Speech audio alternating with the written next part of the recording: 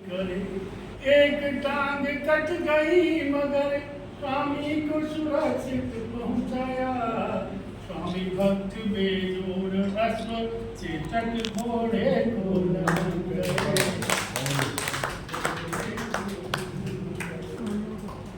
इसका इतिहास अनूठा है, इसका इतिहास अनूठा है, अद्भुत इसकी परिपाटी है। राणा महलों को त्याग चले, जंगल में जिंदगी काटी। एक जांबाज सूरमे ने 100 की गर्दन काटी है। आओ मिलकर के नमन करें, रणतीर्थ ये हल्दी घाटी है।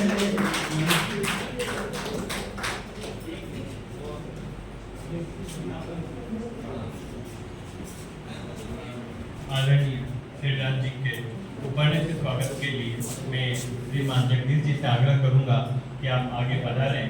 श्रीमान जगदीश जी आप आगे पधारें और श्रीराज जी का पर्ण उड़ा करके स्वागत करें।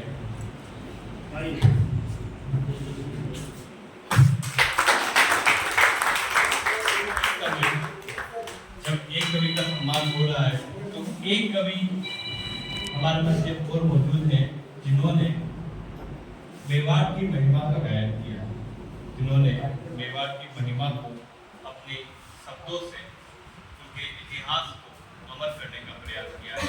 मैं आदरणीय ऐसे ही हमारे लक्ष्मण सिंह जी कर्नावट साहब का आभार व्यक्त करता हूँ। साथ ही ललित जी पांडे साहब से आग्रह करता हूँ कि आप उनका उपन्यास उड़ा करके स्वागत सम्मान करें, क्योंकि कवि के शब्दों में वह प्रभाव है जो इतिहास को अकादमिक जगत से बाहर निकालकर आम जन तक पहुंचाने का प्रयास करता है। निश्चय ही कवि की कलम में बहुत बड़ा है। कभी कहा गया है जहाँ ना पहुंचे कवि तक पहुंचे कवि। आदरणीय कर्नावट साहब,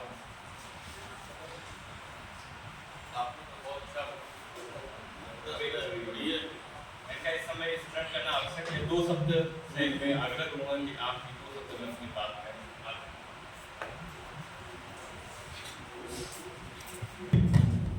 प्रबुद्ध श्रोतागण, प्रातः स्मरणीय महाराणा प्रताप के हिंदी में कितने ही ग्रंथ लिख दिए जाएं, कागज कम पड़ जाएंगे, शाही कम पड़ जाएगी, कल्पना कम पड़ जाएगी, लेकिन ग्रंथ पूरे नहीं होंगे। मुझे आग्रह किया गया है तो मैं सिर्फ 2 छंद सुना करके प्रताप के प्रति अपनी भावना व्यक्त करूंगा। अपने ही वंश को काटने हेतु मान सिंह तनकर आया। वो भी राजपूत था, ये भी राजपूत। अपने ही वंश को काटने हेतु मान सिंह तनकर आया। अकबर रूपी कुल्हाड़ी का वो हत्था बनकर आया।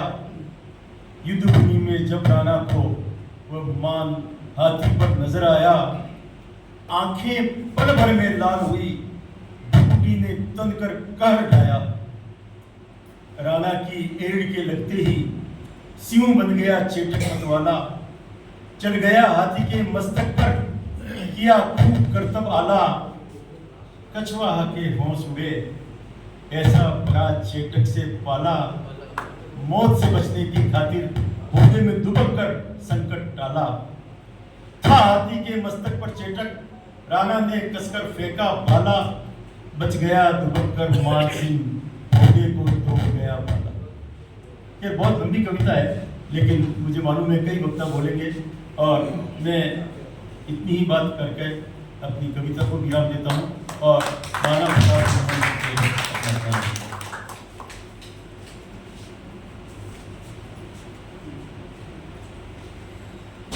है। जितना महत्वपूर्ण मंच है उतना ही सामने सुधी श्रोतागण है।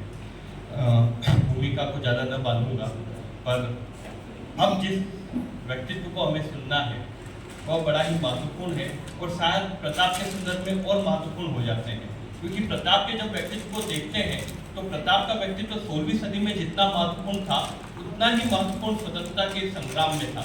यानी कि जब भारत का स्वतंत्रता संग्राम चल रहा था तब कोई व्यक्ति था जो क्रांतिकारी, प्रबुद्ध वर्ग, स्वतंत्रता सेनानी या आम जन में प्रेरणा की भूमिका अदा कर रहा था, तो वो हम आदरणीय महाराणा प्रताप थे, प्रातः स्मरणीय महाराणा प्रताप थे।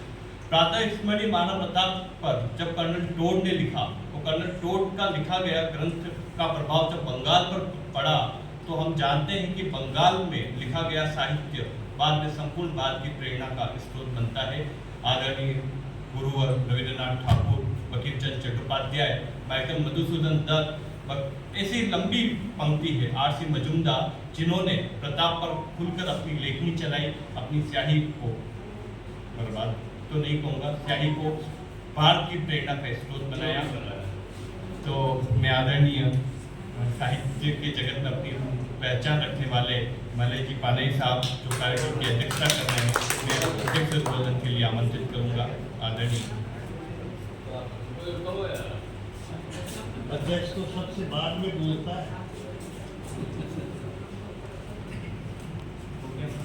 यही के बाद समाप्त है।